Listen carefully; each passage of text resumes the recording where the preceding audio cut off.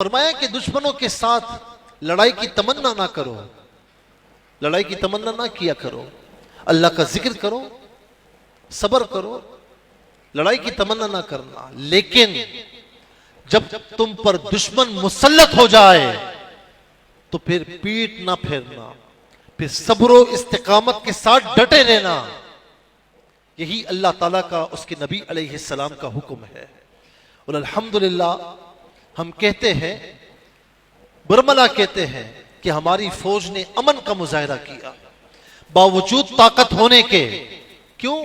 کوئی یہ کہے کہ جی ان کے پاس طاقت بہت ہے، ان کے پاس اسلحہ بہت ہے، تو اسلام نے کبھی اس کا زوم کیا ہی نہیں ہے۔ اسلام تو یہ کہتا ہے کہ جب اسلام پر، تمہارے ملک پر بات آ جائے تو پھر تعداد کی پرواہ نہ کرنا، پھر اسلحے کی پرواہ نہ کرنا، پھر کود پڑنا، اللہ تبارک و تعالیٰ تمہاری مدد فرمائے گا۔ اللہ اکبر، یا رسول اللہ۔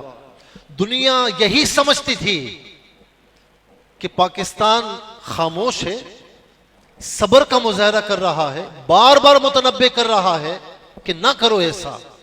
دنیا یہ سمجھ رہی تھی ہو سکتا ہے کہ پاکستان اس قابل ہی نہ ہو، تو اسی لیے وہ کرتے رہے یہاں تک کہ جب صبر کا پیمانہ لبریز ہوا تو میں دیکھ رہا تھا، ظاہر ہے کہ ہمیں بھی بڑی فکر ہوتی، میں دیکھ رہا تھا کہ اس وقت جب یہاں سے یہ بات کی گئی کہ اب صبر کا پیمانہ لبریز ہو گیا ہے، اب دشمن انتظار کرے، اب دشمن انتظار کرے۔ انہوں نے سویلینس پر حملے کیے، مظلوم جو انسان ہے، مظلوم انسانوں کو انہوں نے مارا، لیکن ہماری فوج نے ان کے ٹھکانوں پر حملہ کیا، سویلینس پر حملہ نہیں کیا۔ پھر صبح کے وقت فالمغیرات صبحا، صبح کے وقت حملہ کیا، اور حملہ بھی کس طرح کیا کہ بسم اللہ الرحمن الرحیم، نعرہ تکبیر، اللہ اکبر کہتے ہوئے پھر یہاں سے حملہ کیا گیا۔ پھر دنیا نے دیکھا کہ چند ہی لمحات کے بعد، ابھی حملہ شروع ہی ہوا تھا، کچھ ہی لمحات کے بعد پھر سپر پاور کے پاس یہ پہنچ گئے اور کہا کہ جی سیز فائر کیا جائے، سیز فائر کیا جائے۔ پاکستان نے وہاں پر بھی صبر کا مظاہرہ کیا اور کہا کہ اگر دشمن جنگ بند کر رہا ہے تو ہمیں اس پر کوئی اعتراض نہیں ہے۔ تو یاد رکھنا کہ میں پہلے بھی کہہ چکا ہوں کہ تم جس کا پیشاب پیتے ہو، ہم اس کا دودھ پیتے ہیں، ہم اسے ذبح کر کے اس کا گوشت کھاتے ہیں، تمہاری کوئی حیثیت نہیں ہے۔ لیکن ہم اتنا کہیں گے کہ پاکستان اور پاکستان میں رہنے والے مسلمان پرامن ہے، لیکن جب چھیڑو گے، جب جنگ مسلط کرو گے تو یہ قوم وہ قوم ہے کہ جو بھوکی پیاسی بھی ہوگی لیکن نعرہ تکبیر اور نعرہ رسالت لگاتے ہوئے میدان عمل میں کود پڑے گی۔ اللہ اکبر، یا رسول اللہ، یا علی۔ اور میں کہوں گا کہ آپ کا شکریہ کہ آپ کے اس طرح حرکتوں سے پہلے یہ پاکستانی قوم منتشر تھے، آپ کا شکریہ، آپ نے ہمیں متحد ہونے کا موقع دے دیا۔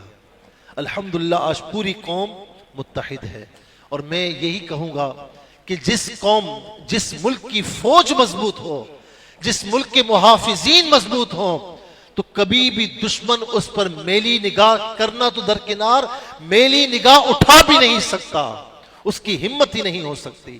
اللہ تعالی ہماری اس ملک پاکستان کی فوج کو ہمیشہ مستحکم فرمائے اور ہمیں ان کے ساتھ تعاون کرنے کی توفیق نصیب فرمائے، اور اس ملک پاکستان اور اس کی فوج کی ہمیشہ حفاظت فرمائے۔ خدا کرے میری ارض پاک پر اترے وہ فصل بہار، خدا کرے میری ارض پاک پہ اترے وہ فصل بہار جسے کبھی بھی اندیشہ زوال نہ ہو۔